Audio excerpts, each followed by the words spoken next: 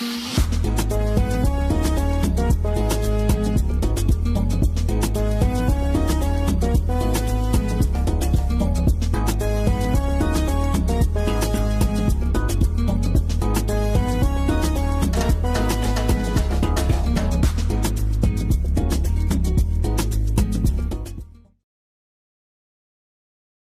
morning, Nigeria, and welcome to another edition of What's Your Take? My name is Dayo Akintobi, and I'll be taking you through all the major stories that made the headlines in the last couple of days. Joining me to take a look at those stories and to assist with reading the headlines is Monisola Abosede, our newscaster. Monisola, how are you today? Very well, Dayo. Thank you. How are you too? I'm very well, thank you. How was your May Day? Monday was a public holiday, and we were honoring our workers, but at least we got a day off. How was your Monday? Fine, thank you. All right, very good. So let's start the show with taking a look at one or two light matters that we usually use to introduce the show. What's your take, audience? I have good news for you.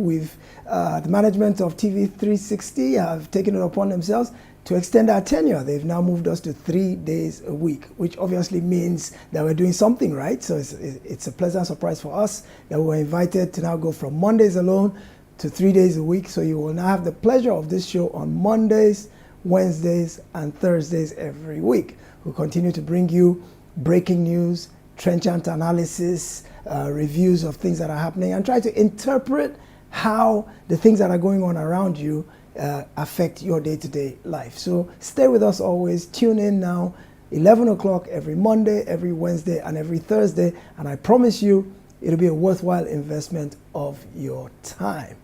All right, next item on the agenda, Tiwa Savage has been booked to feature at King Charles's, not Prince, King Charles. He's been a prince for so many decades now that we're used. It'll be a tongue twister to call him king. But yeah, King Charles is going to be coronated this weekend, and Tiwa Savage is the only African who's been picked to perform among all the different artists, arts people, poets, literary giants. Tiwa Savage is going to represent Africa. So that means Nigerian hip-hop has gone global and is now globally recognized, and I think we should give ourselves a pat on the back that Nigeria's great wealth of humanity and talent is now getting recognition on the world stage. So that's a wonderful thing.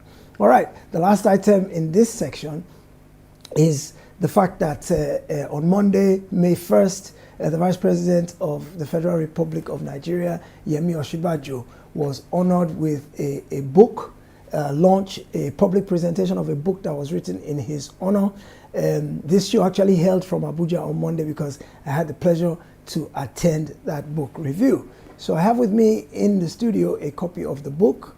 As you can see, it's called Osinbajo Strides. And basically it is a compendium of essays written by about 25 different seasoned Nigerian journalists who have reviewed the life, times, and public service career of this exemplary Nigerian and have reported their findings in this book.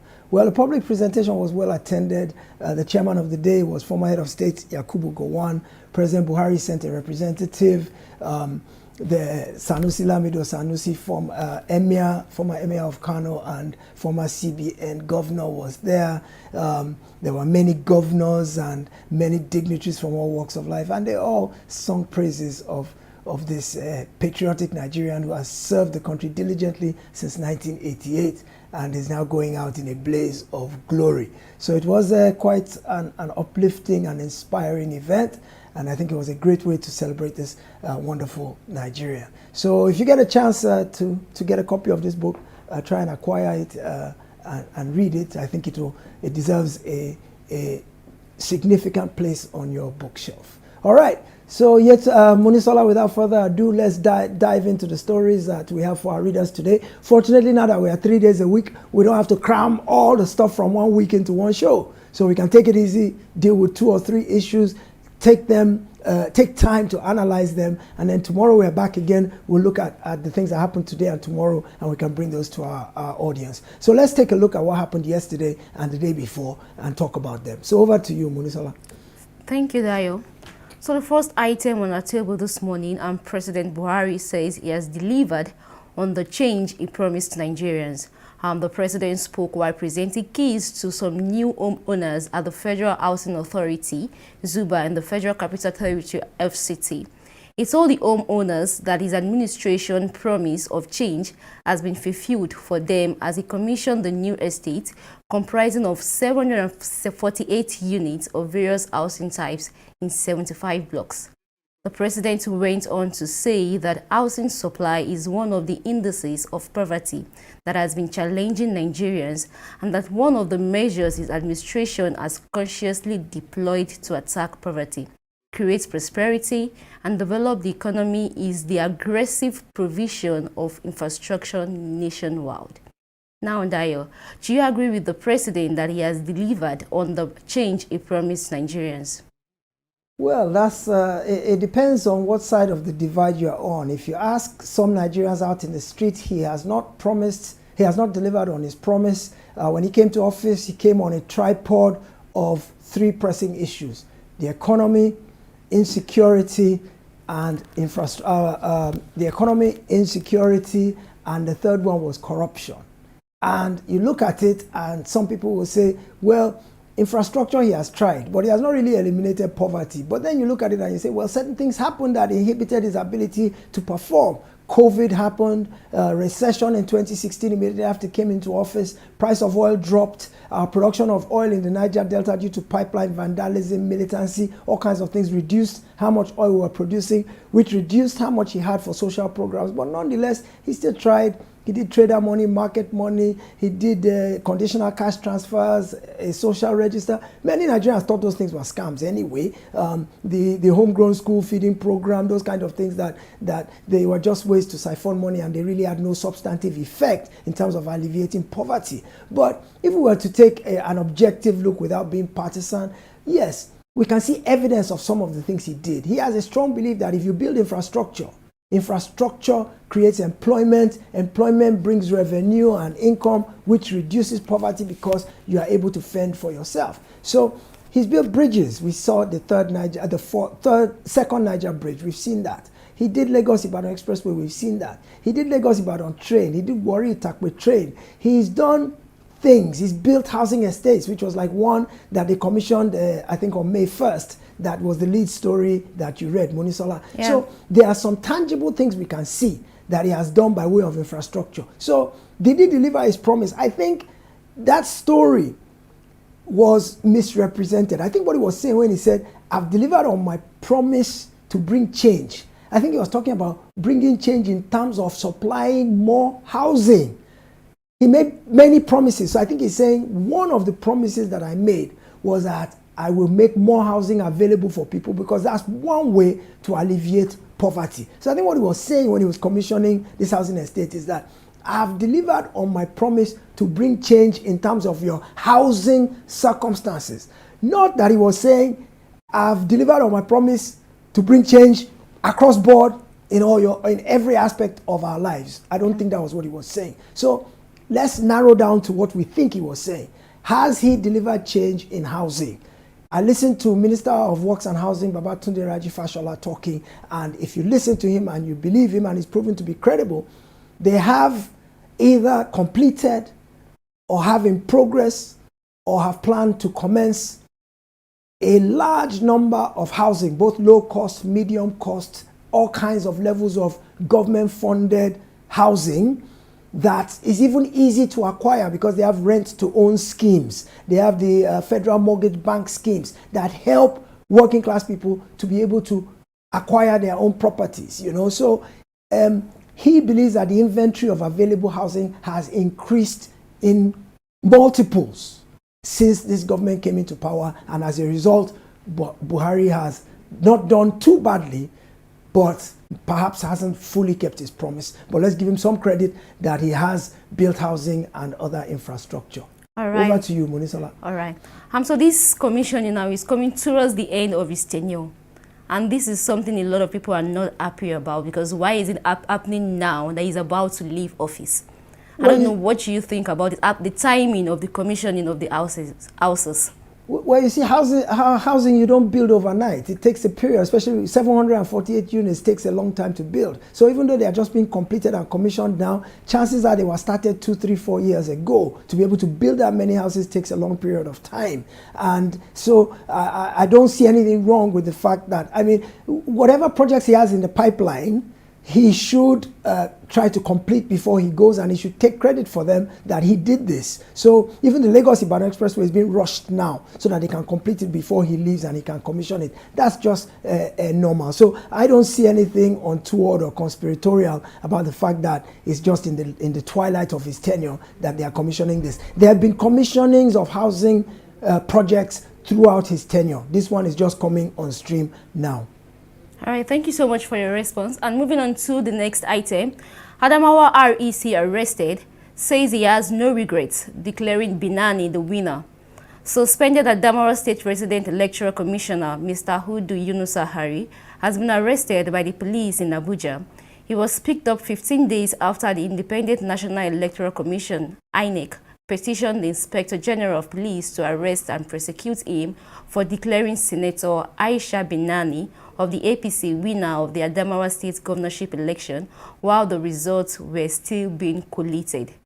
Now, what do you think about the Adamawa REC, Mr. Dayo, saying it doesn't regret announcing Binani winner of the election because anything you do according to the law, you won't regret it? Now, what does he mean by this? The Electoral Act clearly states that the results can only be declared by the returning officer, and it must be after all the results are in. Now, how can he say that he acted according to the law? Well, Monisola, I think this is just a bluff on his part. He's probably trying to pad the ground in terms of a defense for the allegation or the accusation that's being leveled against him. It's clear to everybody, even those of us who didn't study law and those of us who didn't go to law school, it's clear that he acted in breach of his authority. He acted illegally, unlawfully, and irresponsibly, because it is clear. It has been enunciated and articulated clearly to the knowledge of the public that only the returning officer can announce results and must do it only after all the results are in. Well, it's clear from all evidence that he was not the returning officer, not the one empowered to announce the results, and also he announced them clearly before all the results were in. So he is in breach, any which way you look at it. So what he's saying now, I think he's just padding the ground. I think he's bluffing. He's trying to prepare himself for a defense, for the prosecution he knows is going to come. Now, for him to be saying that he has every confidence, he's not afraid. Why did he run for 15 days? Why did INEC have to declare him missing? Why did the police start looking for him? It was yesterday when he went on the BBC Hausa, and started talking about he has no concern that he stands by what he did, and he has every confidence that he'll be vindicated in the end. That was when the police were able to track him and go and pick him up. But he hid for 15 days. He said, oh, if they had summoned him, he would have come. It was clear that he was a wanted man, but he hid for 15 days. My sense is that, even though he denied that, oh, nobody gave him any money, his religion forbids him to collect money for anything that's not his own, and what. My sense is that those 15 days that he was missing, he either went to hide the money or but something clearly is out of whack. Something is not right in the way the whole thing transpired. And I don't believe he did it out of a sense of justice, that this is the right thing, because he clearly knew this was not the right thing. Otherwise, I mean, he's trained as an INEC staff. He has gone to training, gone to retreats. He knows the rules. He knows what to do. So for him to have gone against it and now still be trying to justify what he did, I think he's trying to cover up. I think those 15 days were to give him a head start in covering his tracks of why he did it. I'm not clear on why he did it, whether it was based on he was bribed, he was coerced, because he could have been threatened or coerced, or whether he on his own felt a sense of he wanted to create his own justice one way or another. Maybe he's following an ideological orientation, we don't know. But something motivated him to do what he did. And I think what he spent the last 15 days doing was covering his tracks so that when the judicial process begins to find out what really happened, they will have a difficult time tracing his motive. And if you can't figure out a motive, and show that he had opportunity, it's difficult to convict. So maybe that's what he was doing in the last 15 days. But clearly, we haven't heard the end of this story, and something's not right. Yeah. All right, let's have our next one. Yes, Munisola. Okay, so the next item, Governor Wike declares one-day public holiday as Tinubu visits Rivers. The governor urged the people of the state to turn out en masse to receive the president-elect, who is on a two-day visit to the oil-rich state. Mr. Wike described Mr. Tinubu's visit as both historic and an honor to the state. While in the state, the president-elect will commission projects including a court building and a flyover. Now that Governor Wike declared that all shops and businesses must, along certain roads in the local government of the states where the president-elect will commission projects, shall remain closed from 8 a.m. to 3 p.m. on Wednesday. Is this fair to the people of Rivers State whose livelihood will be affected by this directive? Well, there's nothing wrong with inviting the president-elect to come and commission projects, but I think Governor Wike is really going out on a limb here. I think he's brown-nosing a bit too much, and he's been in the news for all kinds of wrong reasons recently. And the truth of the matter is, I don't think a one-day holiday was needed because first of all, even commissioning projects, what's the big deal about commissioning projects? Governors are making it into a jamboree and a carnival and a big deal because they are doing their job. This is what we pay them to do. This is what we elected them to do. Why should you be beating your chest about you built an internal road or you built a flyover? Whoop-de-doo. How have those things improved the lives of the people of Rivers State? What is the quality of life of the people of Rivers State today versus 8 years ago when Governor Wike came to office? Those are the things we should be asking. So why are we rolling out the drums and having a carnival simply because you built a bridge? I mean, I think that's an over-exaggerated sense of self-importance. And economy is bad enough to not allow people go about their daily business activities. This is where I think he has crossed the line. He now asks shops and businesses in a certain area to close for the majority of the day. Some of those people perhaps depend on daily sales just to eat. Yeah. And now you've deprived them of the income of one full day simply because you want the hoopla of the fact that the president-elect is coming to come and commission projects in your state. And so your people will suffer. First of all, public holiday. Businesses generally will be affected because commerce will stop, transactions will not happen. So it's negative for the people of Rivers because you want to celebrate. My sense is that, remember, Governor Wike kind of made a deal with President-elect Tinubu for the elections because he was the arrowhead of that G5. So my sense is that he's looking for his reward now. I hear a rumor that he's gunning for Minister of Petroleum Affairs, that ministry, that so-called quote-unquote juicy ministry, that he's gunning for that, and that's why he seems to be brown-nosing and kissing up to President-elect Tinubu. Otherwise, why do you do that kind of a thing to the detriment of the welfare of your people, that you declare a complete public holiday and then you shut down an entire area of the economy for the day simply to celebrate or accommodate an incoming president? Clearly, there's a motive, and my thinking is that he wants his reward because, remember, according to the results as they are now, he delivered Rivers State to President-elect Tinubu, which has never happened before, that Rivers will vote APC. And APC got the largest number of votes in Rivers, even more than Labour and more than PDP. So perhaps this is him fishing for a reward from President-elect for delivering the state. We'll see how it plays out. But I'm not impressed. I'm not impressed at all. This is really distasteful. Yeah, this is distasteful. Moving on to the next story. Ekweremadu reps ECOWAS right UK government and plead for clemency. Nearly 1 month after former President Olusegun Obasanjo wrote to a United Kingdom court that found former Nigerian Deputy Senate President Ekweremadu and his wife Beatrice guilty of organ harvesting and pleaded for leniency. And few days before his actual sentencing on May 5th, the House of Representatives has appealed to the UK government to grant Ekweremadu and his wife clemency. This followed a motion of urgent national importance moved at a plenary session of the House. In addition, the Speaker of the ECOWAS Parliament has also written to the London court to appeal for clemency for the former lawmaker.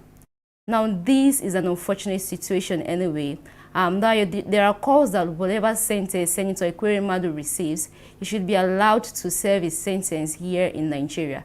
Is that possible, and do you think it is a good idea?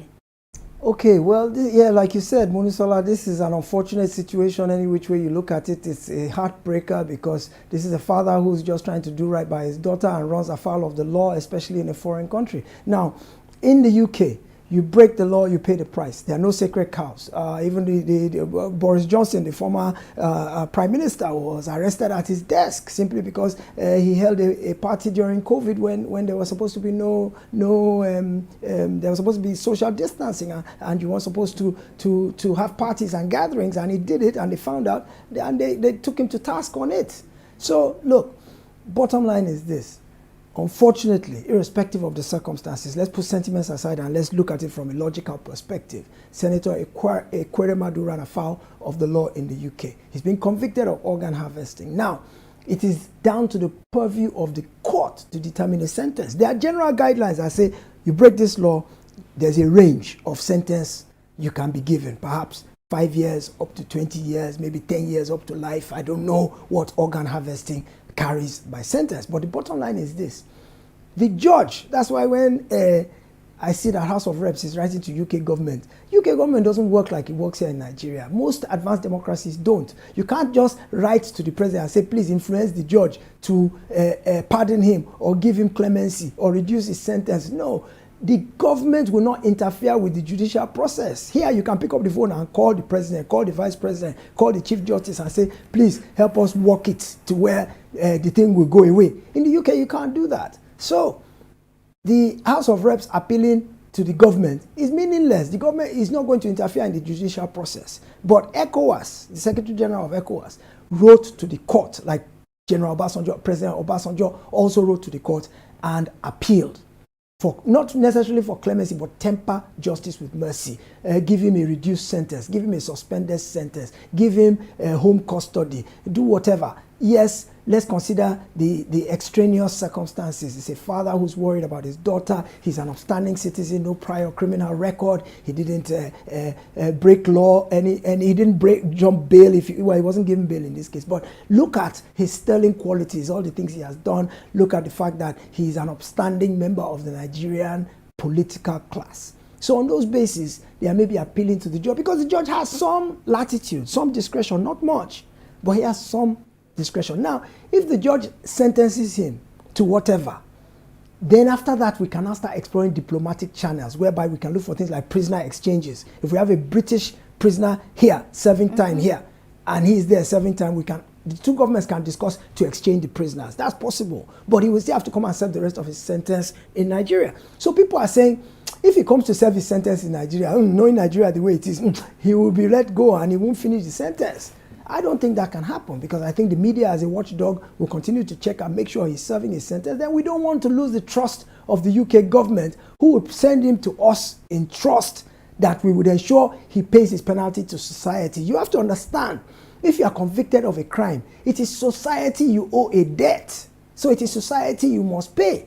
So he owes that debt to the UK society, and if they are willing to allow Nigeria to collect that debt on their behalf, then we have to be seen to be above board and collect that debt for the UK government. So I think it'd be a good thing if they allow him to come home. I think to come home and serve his sentence, whatever the sentence may be. I think it's even better if the UK government pardons him or if the judge shows discretion and says, okay, you've been in prison already for a year, serve 6 more months and you can go home or something like that, because truth be told, this is an emotional situation. I remember somebody once said, may your loyalties never be tested. In this particular situation, any of us who has a child who desperately needs medical attention won't be sitting down thinking about law, what the law says you can do, and the most immediate thing on your mind will be, how do I help this kid? So I feel for him. Being a father myself, any of us could have fallen into that situation. So clearly, we want to see him get out of it.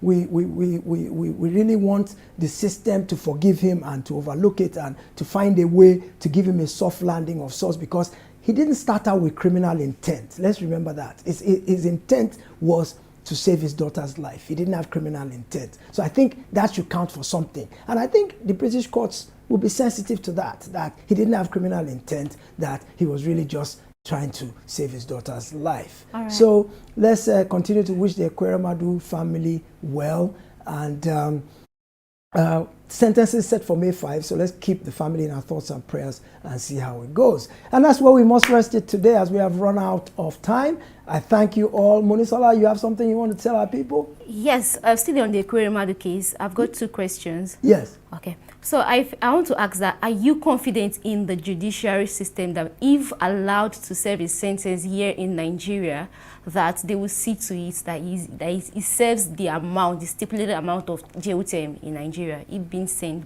What's your second? Ask the 2 questions together. Okay, so the second question is that there are some quarters that believe that on this case, it's a reflection of our poor health sector in Nigeria. That is why he has to like take his child to the UK for treatment. That if our health sector was doing very well, there wouldn't have been need for him to travel abroad to get medical treatment for his daughter. What do you think about this? Well, yes, the first one I pretty much answered in my previous response, but I'll quickly summarize it again. That I think that if he is brought here, we can see to it that he does pay his debt and he does serve the sentence. The problem is, of course, is that we view our institutions as corrupt. And so we believe that even if he's in prison here, the prison officials will let him go home at night and only they will give him air conditioning in his cell. He can eat 4-course meals because a hotel can cater and bring food for him. In fact, on medical grounds, they can even say he's going to serve his sentence in a hospital. So Nigerians don't have confidence in the people who lead us. We don't have confidence and trust in the fact that justice will be done. If in the UK you are sentenced to a year, trust me, you serve that year without fear or favor. Whether you are president, the highest of the high or the lowest of the low, you will serve it in the same prison and you will eat the same food, wear the same clothes as everybody else. There will be no difference in your treatment. But we don't have that guarantee here in Nigeria. We are not sure because we believe the systems are compromised. So if he comes here, well, I think the Nigerian government will be too afraid of offending the British government to allow him to not serve his sentence fully. So if he had been convicted in Nigeria of something, it's not the first time, we'll find ways for them to go and serve their sentence in a hospital or whatever the case may be, or even cut their sentence short or pardon them or whatever. But if he does come to Nigeria, he's coming because the British government has given us that dispensation in trust. And we will never betray that trust. We must not be seen to betray that trust. So that's that. And then your second question about the healthcare system, of course, without a doubt, it speaks to the paucity of our healthcare system. And Senator Ekweremadu is one of those who had the wherewithal to do something about it. That's why some people don't feel any pity for him. That when you were in the Senate, what did you people do about improving our healthcare? Did you pass bills? Did you appropriate money? Did you encourage the executive? What did you do? You, on the other hand, at the slightest thing, you have jumped and you have taken your daughter and you have gone. If you had improved the Nigerian healthcare system during your time, you won't be in this dilemma because you would have sorted her out here. Well, there's a bit of this and there's a bit of that, and so we have to kind of balance the two. But either way you look at it, yes, our healthcare system does need to be improved, and we can only hope that the incoming administration and subsequent administrations will pay a lot of attention to healthcare, to education, to all the things that matter to our quality of life. Well, thank you very much, folks, for joining us on another episode of What's Your Take. Thank you, Monisola, for a brilliant job you've done today. Now we must rest it here today, but remember, now we're on Monday, Wednesday, and Thursday, which means we'll be back again in another day or two. So join us again as we bring you trenchant analysis of the breaking news that have made the headlines today, yesterday, overnight. Many thanks for joining us. Have a great day.